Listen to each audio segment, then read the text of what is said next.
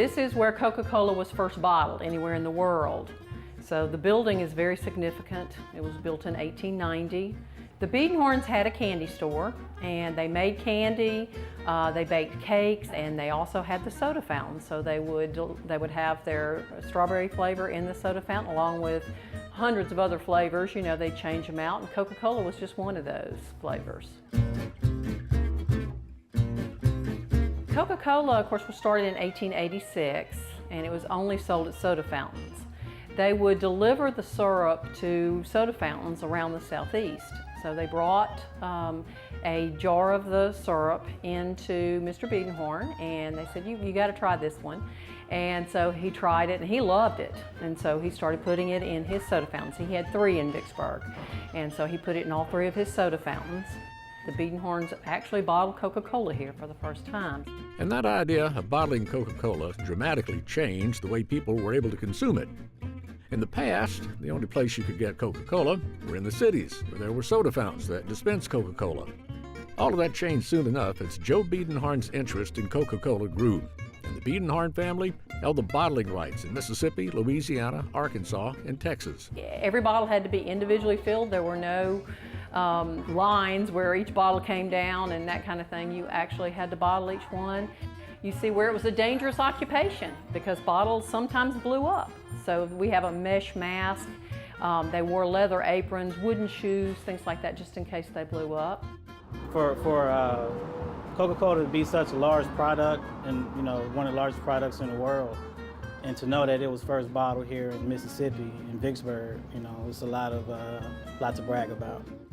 The original bottle that Coke was bottled in was a Hutchinson blob top bottle, and it's a very thick bottle. It's got a straight side on it, and it was capped with a piece of wire that had a rubber stopper, so it was pushed down into the bottle. And the seal was very, very good. In fact, sometimes they delivered them upside down. The problem was that rubber gave off a flavor to the Coke after about a week. So it didn't take them very long to decide that the Hutchinson was not the bottle.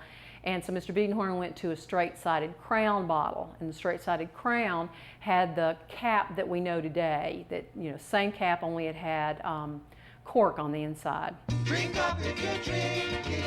Drink up if you're drinking, boys. Tell me what you think. In 1915, after Coca-Cola really became popular, all the bottlers were using whatever bottle they wanted to use. Coca-Cola wanted a uniform bottle. So in 1915, they had a contest of sorts with people who manufactured bottles. And the one that won was called the Root Company. And that bottle is a Coca-Cola bottle that we know today. It's called the Hobble Skirt bottle or the Mae West bottle because of its, I guess, beautiful shape. And that's been used since 1915. And of course, it's gone through a variety of different exteriors on it as far as the printing on it or whether it's embossed and of course it was even used for 10 ounce and 16 ounce and things like that. But within that contest, what they asked for was if you take the bottle that you're developing and you throw it on the ground and it breaks into 100 pieces, every piece that you pick up, we should know that it's a Coca-Cola bottle. And if you think about it, even if you don't find the piece that has Coca-Cola on it, if you pick up any piece of a bottle of Coca-Cola bottle, you can pretty much tell it's a Coke bottle. One of the things that most people don't know about Coca-Cola is that in their advertising, they were the first to come up with what we believe Santa Claus to look like. And so they had a huge part to play in Christmas and I guess, everybody's childhood memories. And most of us remember it, from long ago on the back of the National Geographic. It's that back cover of that. And that's what everyone thinks about as being Santa Claus. But that came from Coca-Cola advertising.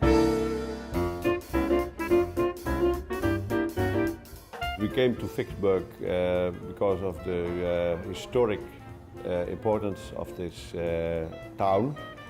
We also visited this huge museum. It gives you an historic impression of the meaning of Coca-Cola and the role Vicksburg plays in the history of Coca-Cola. It's very interesting. There's a lot of beautiful scenery and I love Coke very much. And then we have Coke memorabilia, so you can see how it changed from the very early days to the present day. We even have some of the new Coke memorabilia, so we spanned a good deal of time. And then if you'd like, we have Coke, Diet Coke, and Sprite, and we serve ice cream floats and have ice cream. So we kind of have the whole experience. This is the building that the Biedenharns built in 1890. This was the first bottling place. When you come to the Biedenharn Coca-Cola Museum, you get the real thing, and just to use one of their catchphrases.